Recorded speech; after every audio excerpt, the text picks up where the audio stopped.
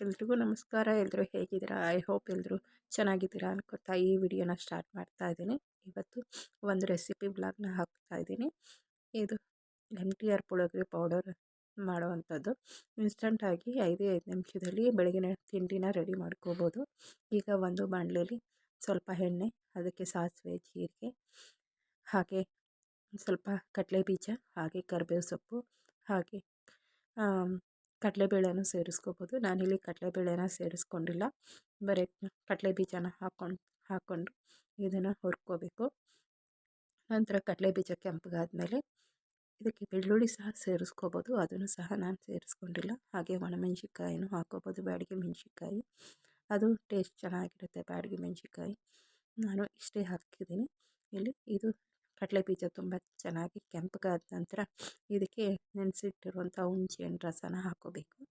ಹುಣಸೆಹಣ್ಣು ರಸನ ಹಾಕ್ಕೊಂಡು ಮಾಡ್ಕೊಳ್ಳೋದ್ರಿಂದ, ಈ ಪೌಡ್ರನ್ನು ಮಿಕ್ಸ್ ಮಾಡೋದ್ರಿಂದ ಟೇಸ್ಟ್ ಒಂಥರ ಗೊಜ್ಜು ಥರ ಚೆನ್ನಾಗಿರುತ್ತೆ.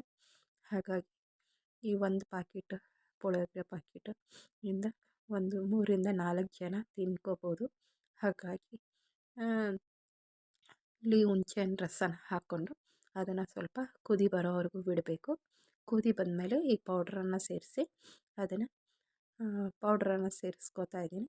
ಆ ಪೌಡ್ರನ್ನು ಸೇರಿಸಿ ಸ್ವಲ್ಪ ಹೊತ್ತು 1-2 ನಿಮಿಷ ಬಿಟ್ಟರೆ ಈ ಗೊಜ್ಜು ರೆಡಿ ಆಗುತ್ತೆ. ಯಾರೆಲ್ಲ ನನ್ನ ವಿಡಿಯೋನ ಫಸ್ಟ್ ಟೈಮ್ ನೋಡ್ತಾ ಇದ್ದೀರಾ, ಪ್ಲೀಸ್ ಎಲ್ಲೂ ಸ್ಕಿಪ್ ಮಾಡದೆ ನೋಡಿ, ಹಾಗೆ ಸಪೋರ್ಟ್ ಮಾಡಿ ಅಂತ ಕೇಳ್ಕೊತಾ ಇದ್ದೀನಿ. ಸಬ್ಸ್ಕ್ರೈಬ್ ಮಾಡದೆ ಇದ್ದರೆ ಸಬ್ಸ್ಕ್ರೈಬ್ ಮಾಡ್ಕೊಂಡು ನೋಡಿ ಅಂತ ಕೇಳ್ತೀನಿ. ಹಾಗೆ ಒಂದು ವಿಡಿಯೋಕ್ಕೆ ಲೈಕ್ ಕೊಡಿ, ದಯವಿಟ್ಟು ಸಪೋರ್ಟ್ ಮಾಡಿ, ಸ್ಕಿಪ್ ಮಾಡದೆ ನೋಡಿ. ಹಾಗೆ ಈಗ ಒಂದು ಸ್ವಲ್ಪ ಕೊತ್ತಂಬರಿ ಸೊಪ್ಪನ್ನ ಹಾಕೋತಾ ಇದ್ದೀನಿ. ಕೊತ್ತಂಬರಿ ಸೊಪ್ಪನ್ನ ಹಾಕ್ಕೊಂಡು ಈ ಗೊಜ್ಜು ಈಗ ರೆಡಿಯಾಗಿದೆ. ಇದಕ್ಕೆ ಆರಿರೋ ಅಂಥ ಅನ್ನನ ಹಾಕಿ ಕಲಿಸ್ಕೋಬೇಕು. ನಾನು ಬಿಸಿ ಅನ್ನನ ಮಾಡಿದ್ದೆ, ಹಾಗಾಗಿ ಇಲ್ಲಿ ಅನ್ನನ ಸ್ವಲ್ಪ ತಣ್ಣಗಾಗೋಕ್ಕೆ ಬಿಟ್ಟಿದ್ದೆ. ಈ ಗೊಜ್ಜು ಈಗ ರೆಡಿ ಆಯಿತು. ನೀವು ಇದನ್ನು ಇನ್ಸ್ಟೆಂಟಲ್ಲಿ ಆಗಿ 5 ನಿಮಿಷದಲ್ಲಿ ಈ ತಿಂಡಿಯನ್ನು ಮಾಡ್ಬೋದು. ಹಾಗಾಗಿ ನೀವು ಒಂದು ಸತಿ ಟ್ರೈ ಮಾಡಿ ಅಂತ ಹೇಳ್ತೀನಿ. ಟ್ರೈ ಮಾಡಿ ಹೇಗೆ ಬಂತು ಅಂತ ಕಮೆಂಟ್ ಬಾಕ್ಸಲ್ಲಿ ತಿಳಿಸಿ. ಇದಕ್ಕೆ ಬೆಲ್ಲ ಸಹ ಸೇರಿಸ್ಕೋಬೋದು. ಕೊನೆಯಲ್ಲಿ ಉಪ್ಪು, ಖಾರ, ಹುಳಿ ಎಲ್ಲ ಟೇಸ್ಟ್ ಚೆನ್ನಾಗಿರುತ್ತೆ. ನೋಡಿ ಇಲ್ಲಿ ಆರಿರೋ ಅನ್ನನ, ಆರೋದಕ್ಕೆ ಅಂತ ಬಿಟ್ಟಿದ್ದೆ ಅನ್ನನ ಈಗ ನಾನು ಕಲಿಸ್ತಾ ಇದ್ದೀನಿ. ಚೆನ್ನಾಗಿ ಆರಿರಬೇಕು, ತಣ್ಣಗಾಗಿರಬೇಕು ಅನ್ನ. ಬಿಸಿ ಅನ್ನಕ್ಕಾದರೆ ಇದು ಚೆನ್ನಾಗಿರಲ್ಲ, ಹಾಗೆ ಟೇಸ್ಟು ಸಹ ಚೆನ್ನಾಗಿರಲ್ಲ. ಇದನ್ನು ಚೆನ್ನಾಗಿ ಕಲಿಸ್ಬಿಟ್ಟು ಸರ್ವ್ ಮಾಡಬೇಕು.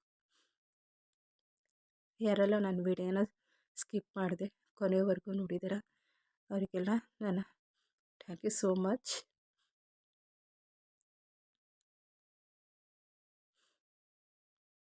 ಈ ವಿಡಿಯೋ ಹೇಗೆ ಇಷ್ಟ ಆಯಿತಾ ನಿಮಗೆ ಅಂತ ಕಮೆಂಟ್ ಬಾಕ್ಸಲ್ಲಿ ತಿಳಿಸೋದನ್ನು ಮರಿಬೇಡಿ. ಪ್ಲೀಸ್ ಒಂದು ವಿಡಿಯೋಗೆ ಲೈಕ್ ಕೊಟ್ಟು ಸಪೋರ್ಟ್ ಮಾಡಿ. ಹಾಗೆ ಸಬ್ಸ್ಕ್ರೈಬ್ ಮಾಡದೆ ನೋಡ್ತಾ ಇದ್ದರೆ ಸಬ್ಸ್ಕ್ರೈಬ್ ಮಾಡ್ಕೊಂಡು ನೋಡಿ. ಇಲ್ಲಿಗೆ ಈ ವಿಡಿಯೋನ ಥ್ಯಾಂಕ್ ಯು ಫಾರ್ ವಾಚಿಂಗ್.